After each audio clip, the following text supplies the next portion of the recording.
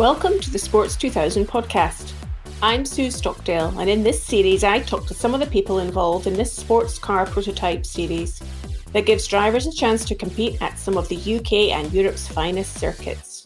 Today my guest is Howden Ganley.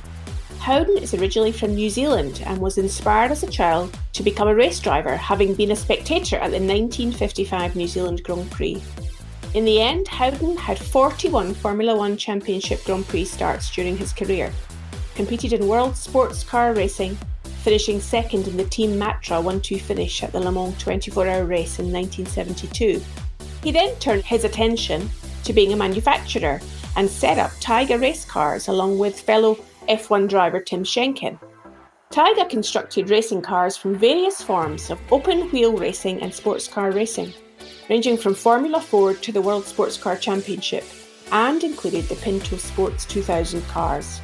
I began asking Howden what got him interested in sports car racing.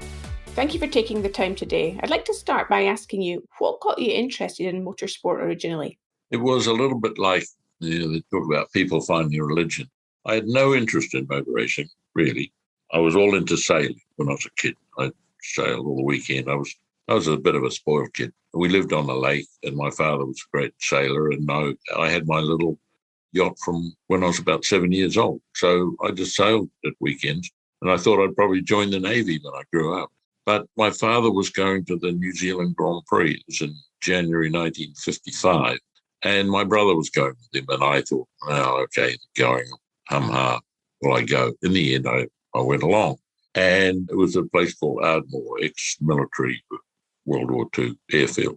So my brother and I, we positioned ourselves down at what was allegedly one of the better corners, and then around came these racing cars. There was a couple of Ferraris and 250F Maseratis and Cooper Bristols.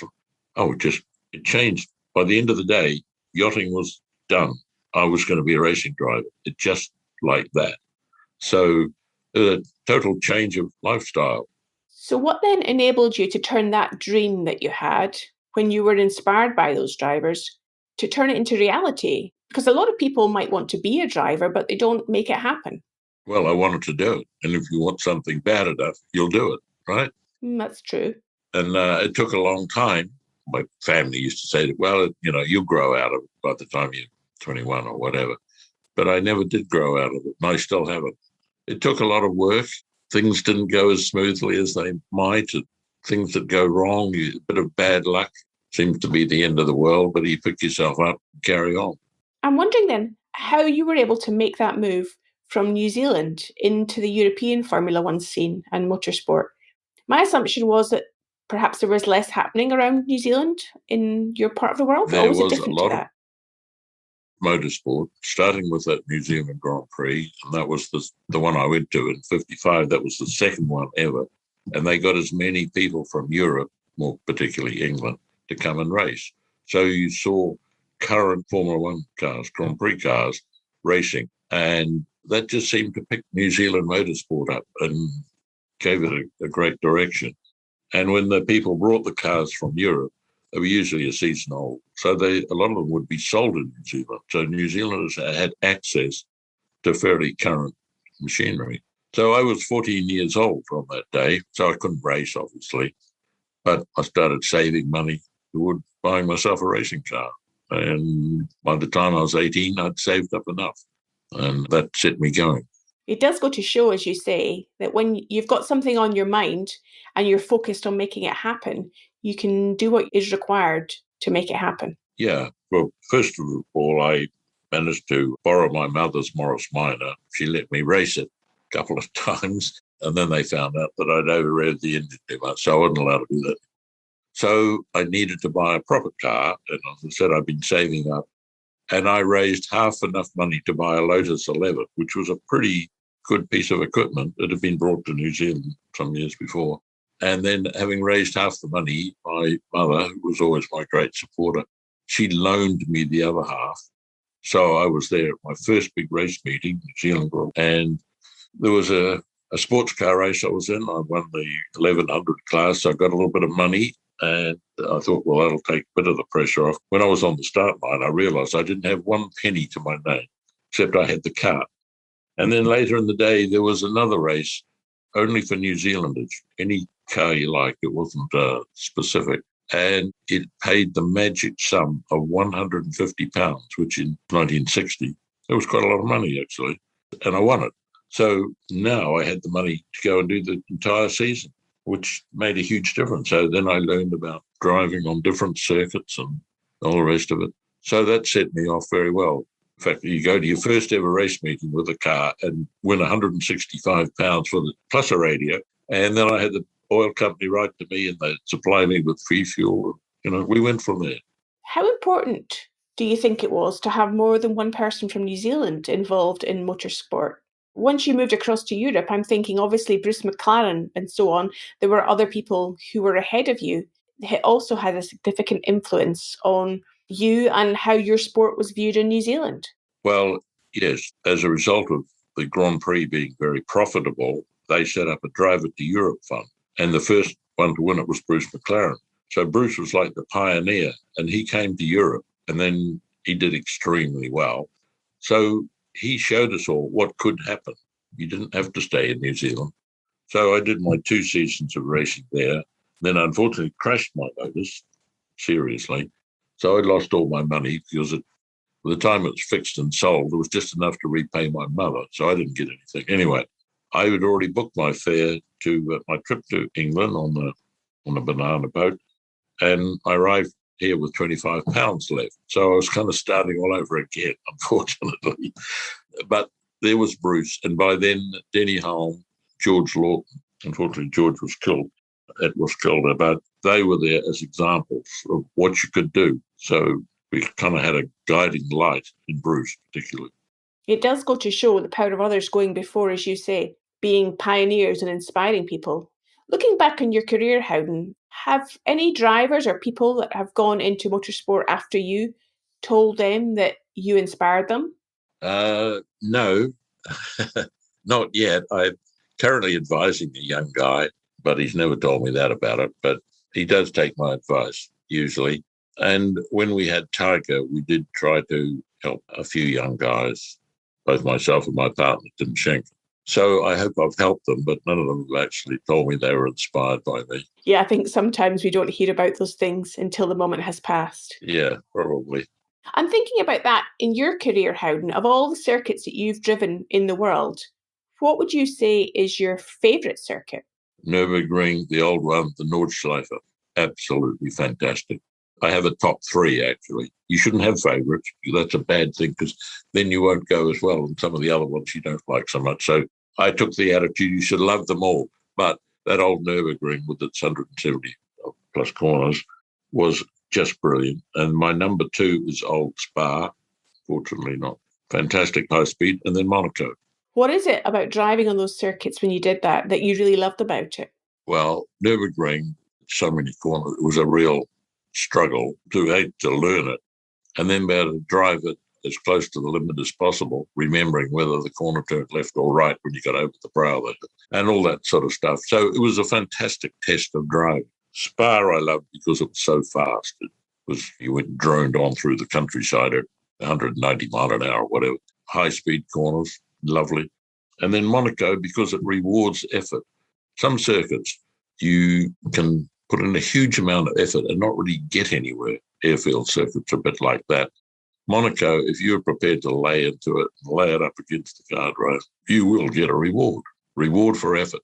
Yeah, it's such a pinnacle of a spectacle and great for spectators as well as drivers, isn't it? In all of those circuits that you particularly enjoyed, one of the things that's certainly changed over the years is safety of the cars and the circuits.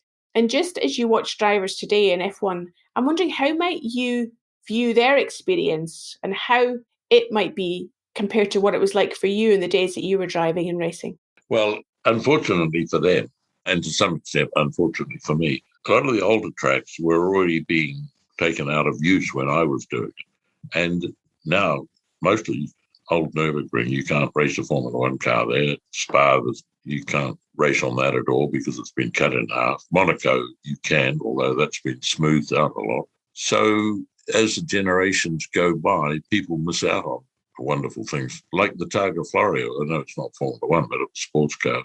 And sadly, I didn't do that. And then you go back further, the Mille Miglia, that Sterling one that most of us, I think, would have loved to have done that, but that was denied to us. So that's happened with these guys today, although I don't know how interested they are in the history of it, whether it bothers them or not. I've never talked to any of them about that aspect of it. They do benefit now from the safety.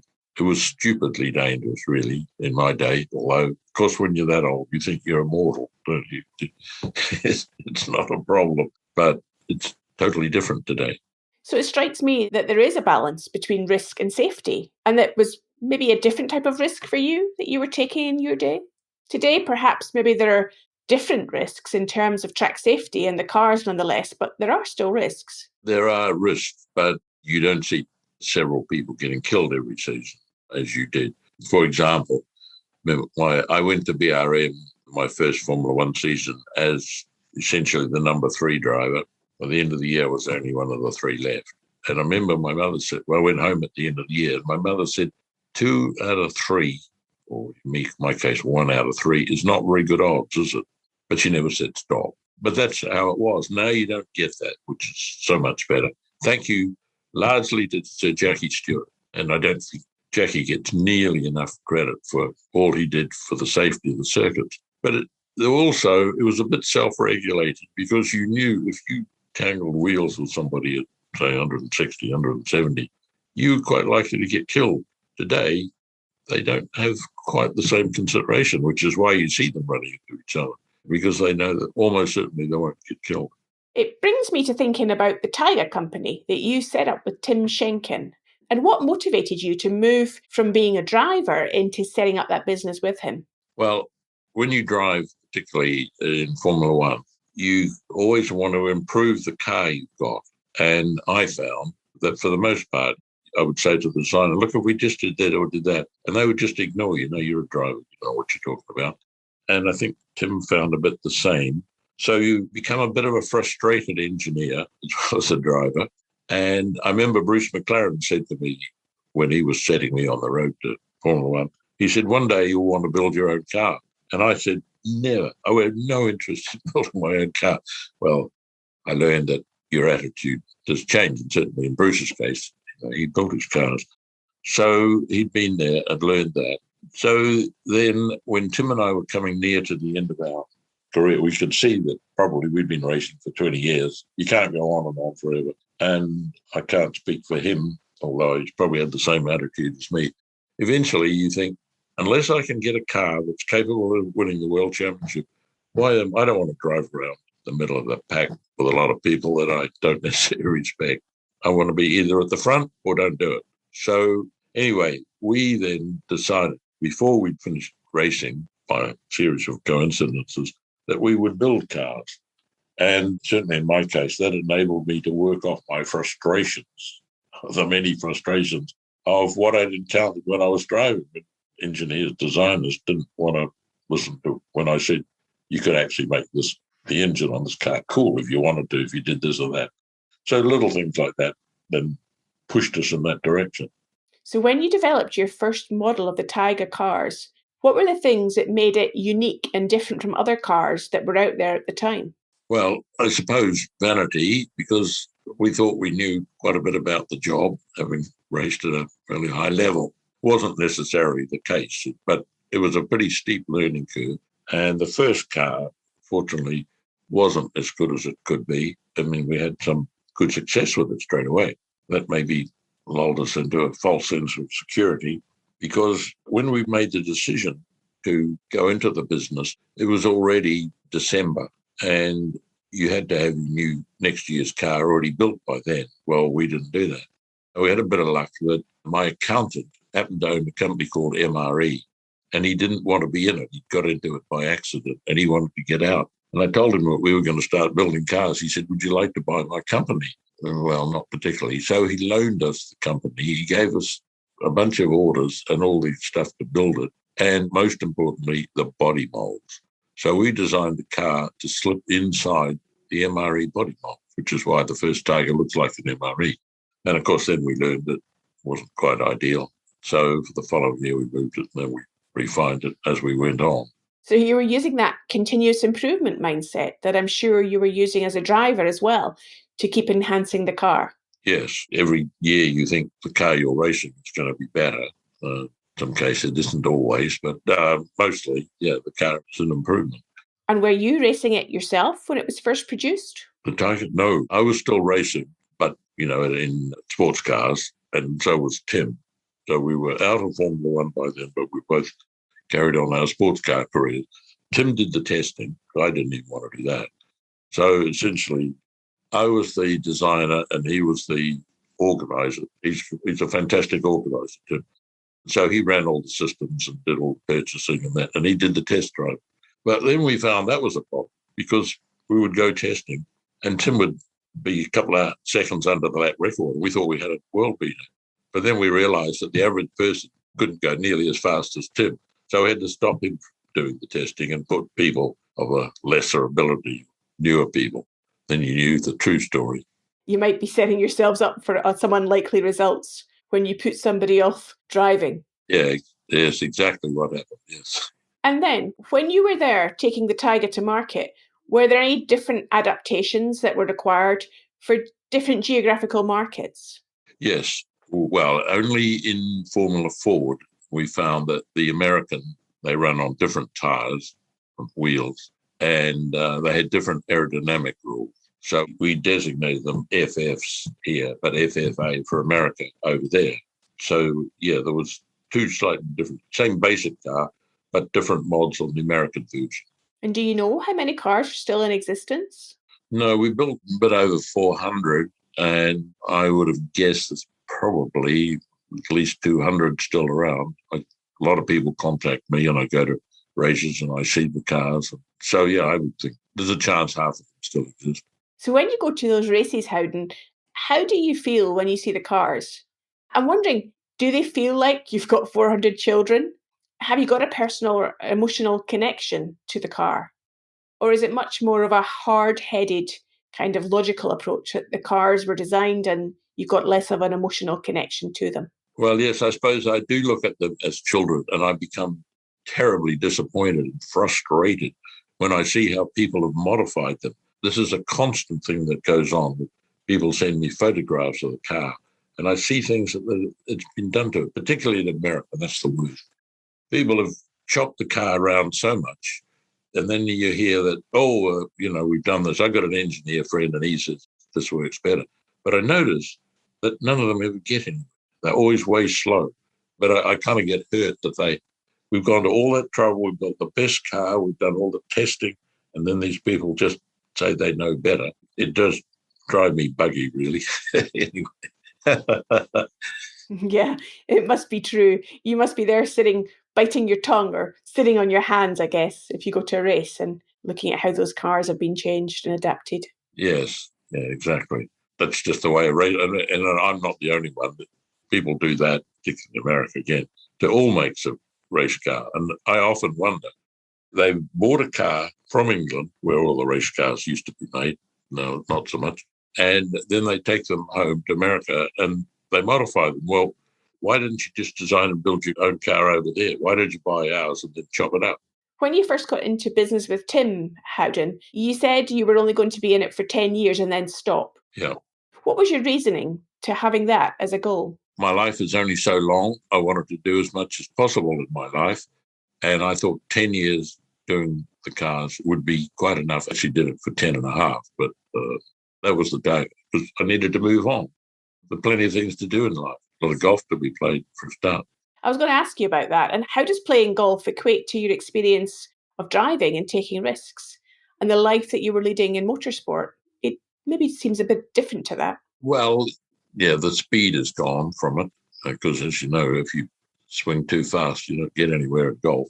And I had to learn to overcome that. But the thing that my wife and I agreed, my wife used to be a racing driver as well before we were married. And she absolutely adored golf. And we agreed this was the best sport we could have taken up because you are there on a course, golf course, which is like a racetrack.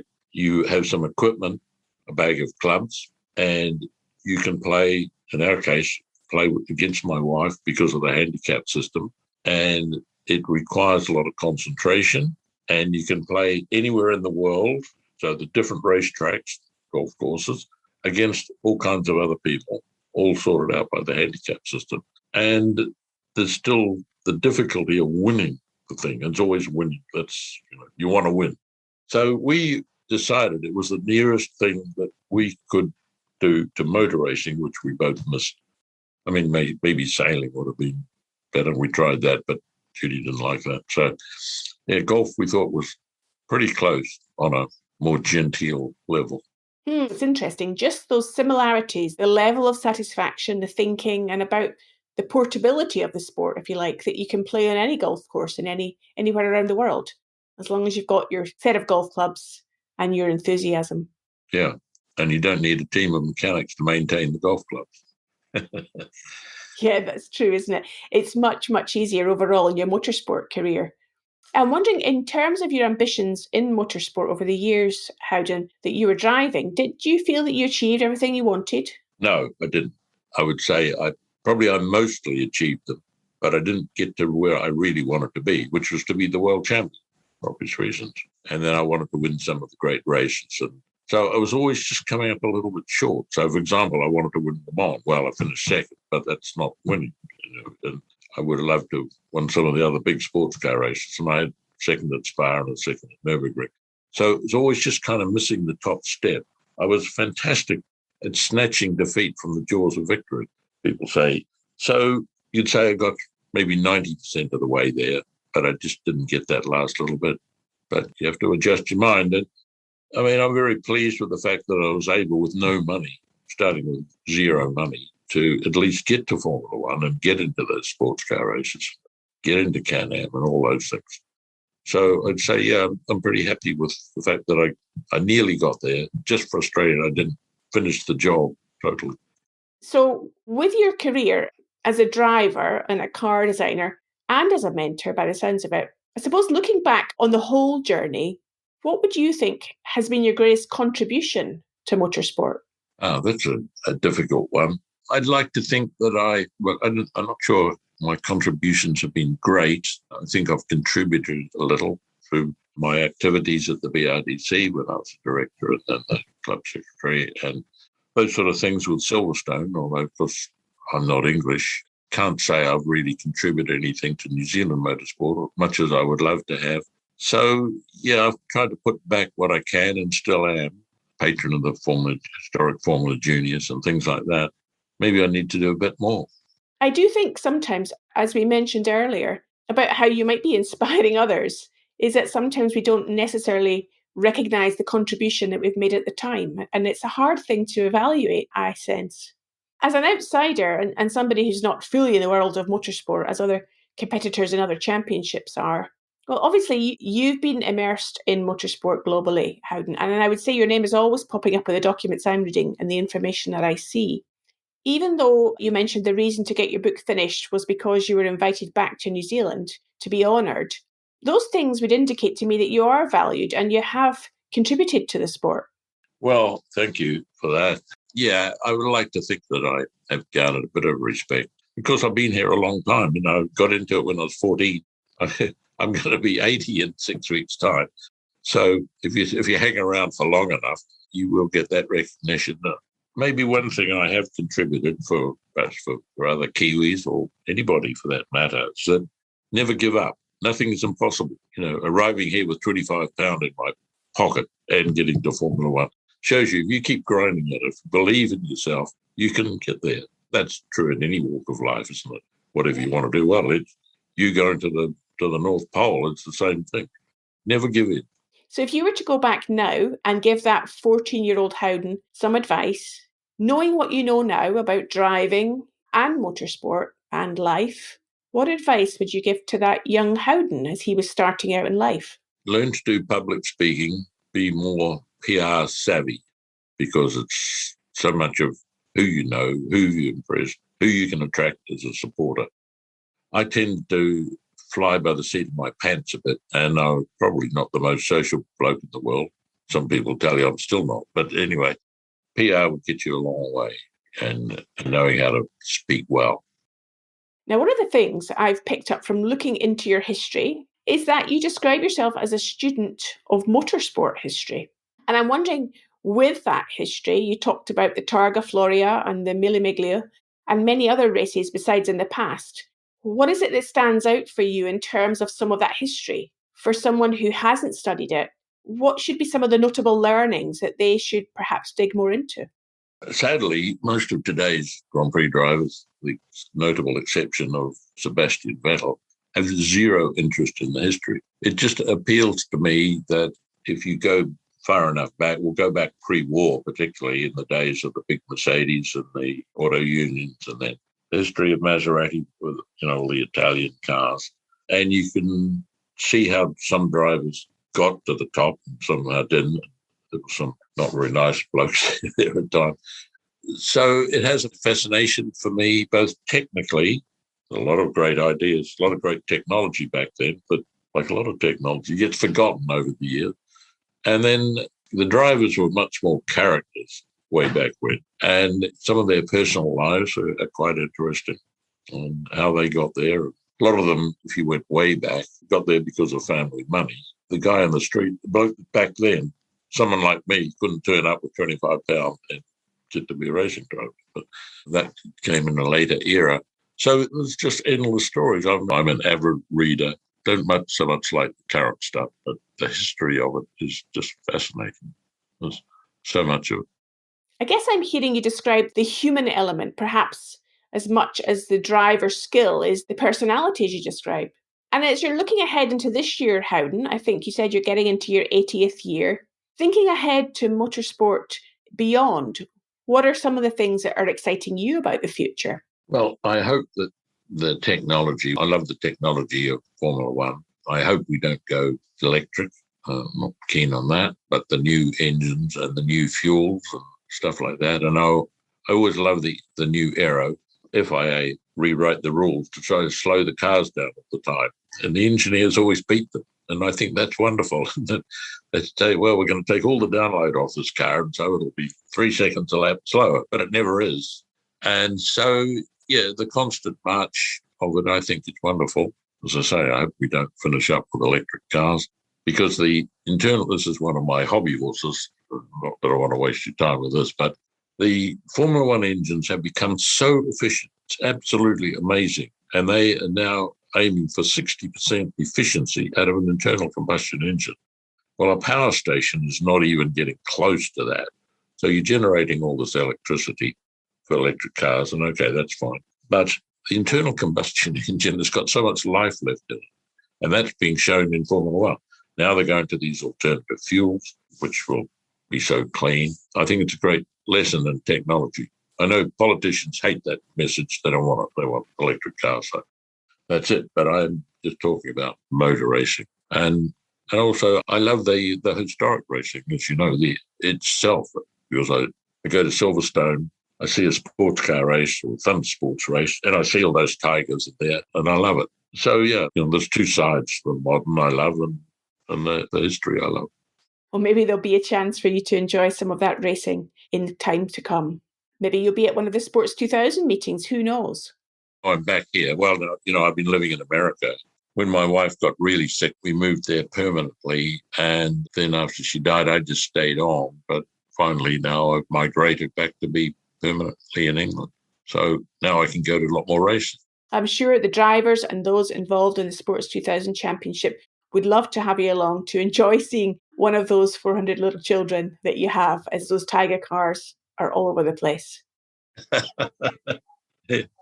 Yeah, so it's wonderful to see them. It is. It's been lovely to speak to you today, and thank you so much for your time. Pleasure. I hope you enjoyed my conversation with Howden. And if you're a driver of one of those Pinto cars, it's given you a better sense of how and why it was constructed in the way that it was. Remember, you can leave us a review about this podcast, which will help us to reach a wider community of listeners. Just hop on over to sports2000.co.uk, click on the link for podcasts, and you'll be able to do it straight from there. I look forward to speaking with you next month when we have another inspiring guest from the Sports 2000 family.